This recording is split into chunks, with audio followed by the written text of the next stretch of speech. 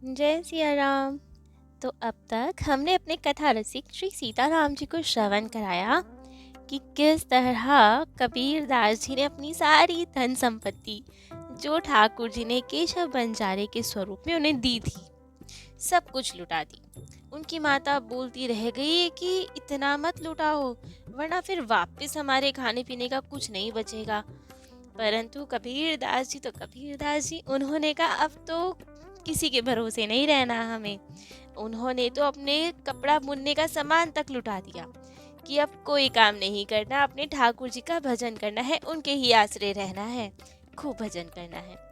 और सब कुछ लुटाने के बाद ब्राह्मण आए, काशी के ब्राह्मण पंडा लोग आए कि तुमने सब कुछ साधु संतों में लुटा दिया, फकीरों में लुटा दिया, लेकिन दान पे सबसे पहला अधिकार तो हम पंडों का, हम ब्राह्मणों का है, हमें कुछ नहीं दिया तुमने। कबीरदास जी ने कहा कि हमने कोई नहीं देखा कि कौन आया कौन नहीं आया, साधु संत आते रहे, जो हमें दिखते रहे हम सबको लुटाते गए। लेकिन ब्राह्मण तो अड़ के बैठ गए कि काशी में यदि रहना है तो हमसे बैर करके नहीं रह सकते हो, हम रहने नहीं देंगे तुम्हें काशी में। लेकिन कबीरदास जी तो अपनी अकड़ में, उन्होंने कहा कि क्यों जी, मैं यहाँ से उठकर दूसरी जगह क्यों जाऊंगा, कैसे तुम मुझे काशी से निकालोगे, ठाकुर जी के भरोसे रहता हूँ मैं कोई चोरी करके धन तो लाया नहीं था, ना ही किसी रास्ते को राहगीर को लूटा था मैंने, ठाकुर जी ने दिया था तो ठाकुर जी के नेक जनों में ही मैंने वो बांट दिया, आप यदि आते तो आपको भी बांट देता। तो अब जिसका था सब बट गया, हमारे पे अब कुछ नहीं बचा, चाहे तो घर जाके देख लीजिए सब खाली है। क्योंकि कबीरदास जी ने तो सारा सामान ही लुटा दिया था। लेकिन ब्राह्मण मानने वाले नहीं, उन्होंने कहा हम तो यहीं तुम्हारे घर के आगे ही अनशन करके पड़े रहेंगे, हमें तो सामान चाहिए, हमें तो सब चाहिए जो जो तुमने बांटा है। कबीरदास जी लेकिन कि कोई मेरा कुछ नहीं बिगाड़ सकता, किसी के कहने से कुछ नहीं, ठाकुर जी है मेरी सुरक्षा में। और सही भी बात है, ठाकुर जी अपने जनों की सदा रक्षा करते हैं, ठाकुर जी के भक्त किसी से नहीं डरते। जैसे तुलसीदास जी भी लिखते हैं, तुलसीदास रघुवीर बाहुबल सदा अभय का हूं न डरे।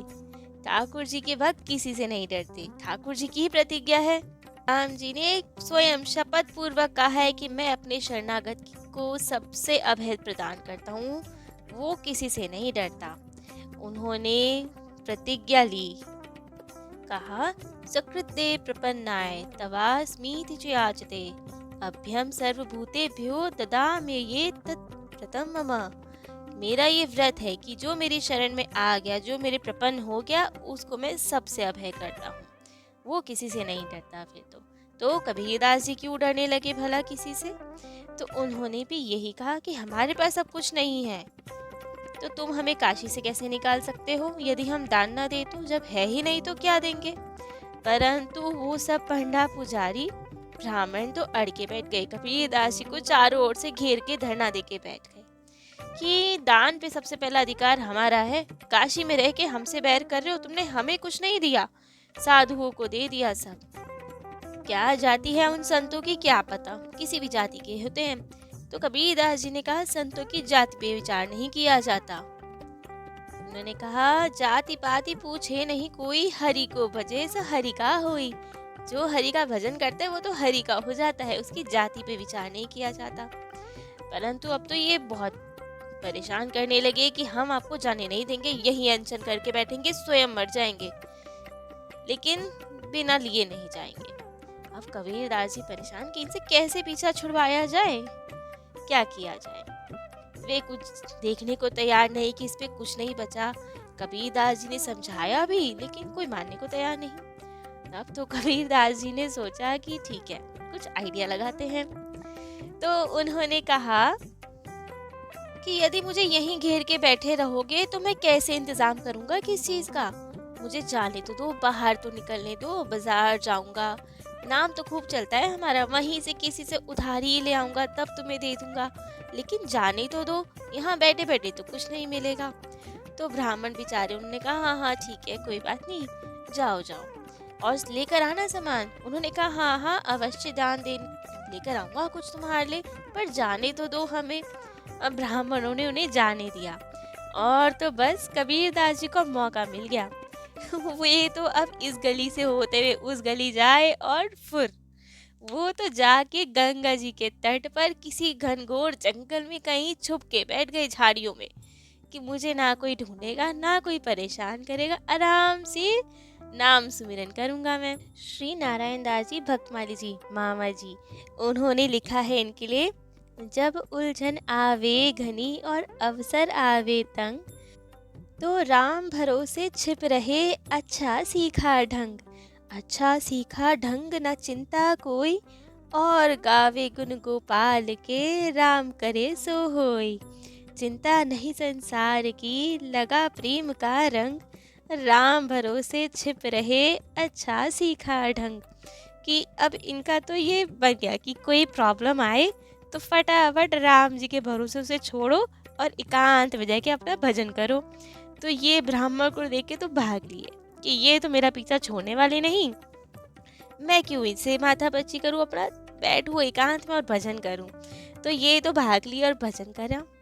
अब वहाँ ब्राह्मण बैठे रहे, सुबह आए थे, दोपहर हो गई, होते होते संध्या हो गई, और वे कहें अरे कबीर दास जी तो आए ही नहीं, कहीं हमें चकमा देके भाग तो नहीं गए।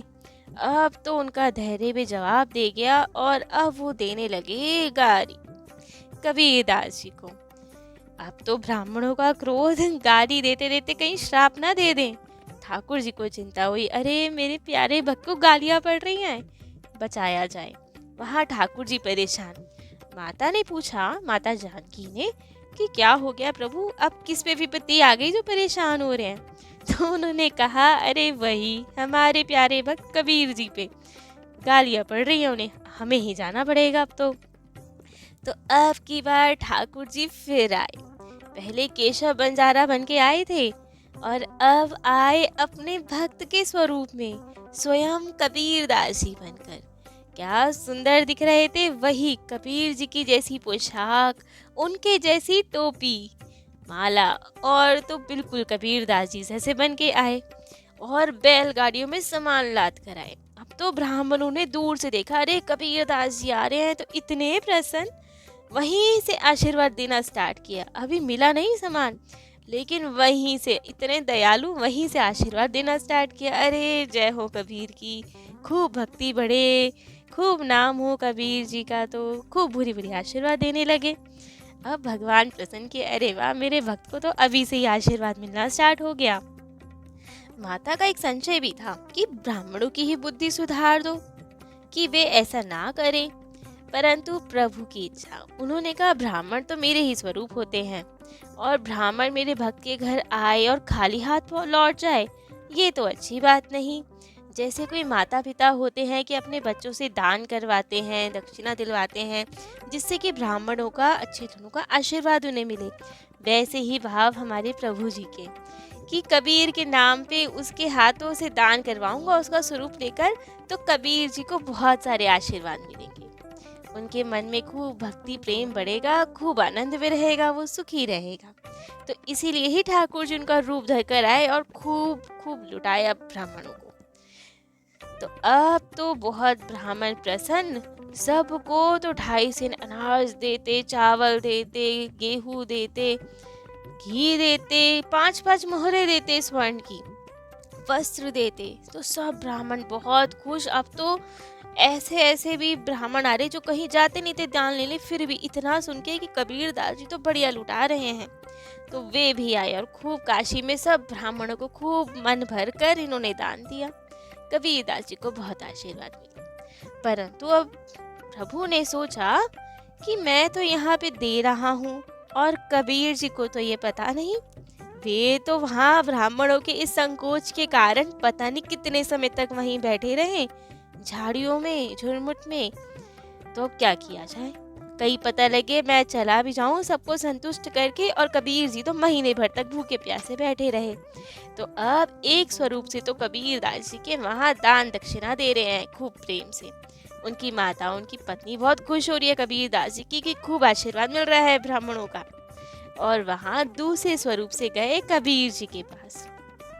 कबीर जी भजन कर रहे थे, परंतु इतने में उन्हें दिखा कि कोई ब्राह्मण आ रहा है उनके पास। तो उन्हें थोड़ा डर लगा कि कहीं यही तो नहीं आ रहे, छुप गए झाड़ी में। और परंतु अब वो तो राम जी, उन्हें तो सब पता है। पास पास जाते रहे कबीरदास जी और छुपते रहे, बिल्कुल नीचे नीचे छुपते गए कि देख ना ले ब्राह्मण। कह रहे ये ब्राह्मण भी कैसे है, खुशबू आ गई क्या इन्हें कि यहाँ कबीर जी बैठे हैं, ढूंढ कैसे लिया। तो अब तो वे सोच रहे कि इन्हें नहीं दिख रहा होगा मैम, पर राम जी को तो पता ही था, वे तो आए इनके लिए थे। तो बोला अरे भाई कौन बैठा है यहाँ झाड़ियों में। कबीरदास जी ने कहा कोई नहीं है, कोई नहीं है। तो राम जी ने कहा अरे यहाँ क्यों भूखे प्यासे मरते हो, कबीर जी के घर जाओ, वहाँ तो खूब आनंद है। अब कबीरदास जी ने सोचा अरे मैं तो यहाँ बैठा हूँ, मेरे घर में कौन सा आनंद हो रहा है। तो उन्होंने कहा अच्छा क्या हो रहा है वहाँ। तो ब्राह्मण ने बताया, राम जी ने बताया वहाँ तो सब ब्राह्मणों को खूब दान दक्षिणा दे रहे हैं कबीर जी अपने हाथों से। सबको 2.5 सेर अनाज मिल रहा है, लोटा भर के घी मिल रहा है, स्वर्ण मुद्राएं मिल रही हैं, सब तो बहुत प्रसन्न है, खूब आनंद है। कबीरदास जी ने कहा अच्छा लग रहा है ठाकुर जी लीला कर गए आज तो फिर कुछ। अब तो प्रेम विभोर की ठाकुर जी मेरे कारण कितना कष्ट उठाएंगे। तो वहां से अब भागे कि ठाकुर जी के दर्शन करूं। पिछली बार भी आए थे, मैं दर्शन नहीं कर पाया था, ठाकुर जी के दर्शन करने भागे और सोच रहे हैं कि ठाकुर जी मेरे लिए इतना क्यों कष्ट उठाते हैं। परंतु तब तक तो ठाकुर जी सब कुछ दान तप करके जा चुके थे। और यहाँ कबीर जी आए तो अब थोड़े ब्राह्मण वापिस आए थे इन्हें और आशीर्वाद देने की, बहुत आनंद आया। इनके घर में सब बहुत प्रसन्न कि तुम कहाँ चले गए थे, ब्राह्मण आ रहे तुम्हें और आशीर्वाद मिल रहा है, तुम बीच में कहाँ चले गए। कबीर जी ने कहा कि कहाँ गए, मैं कब था यहाँ। तो घर वालों ने बताया अभी तो यहाँ थे लेकिन बीच में तुम कहीं चले गए, अब आए हो। तब तो कबीरदास जी बहुत रोए और कहा कि मैं नहीं था, मैं तो जंगल में छुपा हुआ था। माता ने उनकी कहा नहीं बेटा तुम यहीं तो थे, तुम भूल गए, अभी तो यहीं थे, कितना सामान लेकर आए थे, कितना सब कुछ दान किया, क्या आशीर्वाद मिले तुम्हें तो। तब कबीरदास जी ने कहा मैं नहीं था, मेरे ठाकुर लीला कर गए, वो छलिया है, हमेशा छल कर जाते, सबको दर्शन देते हैं, मुझे दर्शन नहीं देते।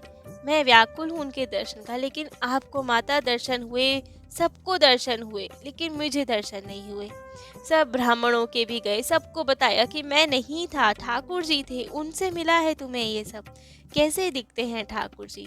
सब के आश्चर्य कि लग तो बिल्कुल आपके जैसे रहे थे, वो तेज अलग था, बस मुस्कुराहट बहुत मधुर थी, लेकिन वैसे तो आपके जैसे ही थे सेम, हम तो पहचान ही नहीं पाए कि वो आप नहीं थे। कबीर जी बहुत व्याकुल कि ठाकुर जी हमेशा छल कर जाते हैं, मेरे कारण इतना कष्ट उठाते हैं। परंतु अब इन सब लीलाओं के पश्चात कि स्वयं ठाकुर जी आते हैं कबीरदास जी के लिए, तो इनकी प्रसिद्धि बहुत बढ़ गई। कितने ही लोग इनके शिष्यत्व ग्रहण करने के लिए आने लगे, इनका दर्शन करने आने लगे, सत्संग प्राप्त करने आने लगे, धन के लोभ से भी आने लगे कि हमारी ये इच्छाएं पूरी कर दो, वो इच्छाएं पूरी कर दो। तो अब ये परेशान कि इतनी प्रतिष्ठा बन गई, भजन में बाधा हो रही है, भजन को कैसे बचाया जाए, क्योंकि कितने लोग, कितने संतों ने ये कहा है कि प्रतिष्ठा बहुत बुरी है। कईयों ने कहा है प्रतिष्ठा शुक्री विष्ठा, बहुत ही बुराई की है प्रतिष्ठा की, प्रतिष्ठा से तो सब नष्ट हो सकता है, तो प्रतिष्ठा के लोभ में नहीं आना चाहिए। लेकिन क्या करें, कैसे प्रतिष्ठा को कम किया जाए। तब तो इन्हें एक आइडिया आया, इन्होंने सोचा कि अब कुछ करना पड़ेगा जिससे ये लोग हटे मेरे पास से और मैं खूब प्रेम से भजन कर पाऊँ। तो इन्हें याद आया, एक आइडिया आया कि क्या किया जाए। जैसे पूर्व कथाओं में सुनाया था कि एक बार गलती से ये एक बाजार में चले गए थे और वहाँ पे एक स्त्री को देख के, वैश्या को देखकर इन्हें ठाकुर जी की स्मृति हुई थी। तो बस इन्होंने सोचा अब उन्हीं के पास जाया जाए। रात में गए उसी के घर, उन्होंने इन्हें देख के प्रणाम किया, इन्होंने उनके चरण पकड़ लिए, कहा कि माता मुझे बचा लीजिए। अब तो वे बहुत डरे कि आप तो संत भगवान हैं, आप ऐसा क्यों कर रहे हैं, आप आज्ञा दे, हम क्या कर सकते हैं आपके लिए। तो कबीरदास जी ने कहा कि ये प्रतिष्ठा मुझे खा जाएगी, मेरा सब भजन नष्ट कर देगी, मुझे बचा लीजिए। तब तो स्त्री ने कहा कि क्या किया जाए आप बताएं। उन्होंने कहा कुछ नहीं, बस कल प्रातः पूरा दिन आप मेरे साथ बाजार में घूमें और बस फिर तो सब काम हो जाएगा। उन्होंने कहा, इससे तो आपकी बहुत बदनामी हो जाएगी। मैं एक अच्छी स्त्री तो नहीं हूँ, तो कोई आपको मेरे साथ देखेगा तो आपकी बदनामी होगी। तो कबीरदास जी ने कहा, माता तभी तो मैं बच पाऊंगा प्रतिष्ठा से, वरना ये सब लोग मिलके मेरा भजन नष्ट कर देंगे।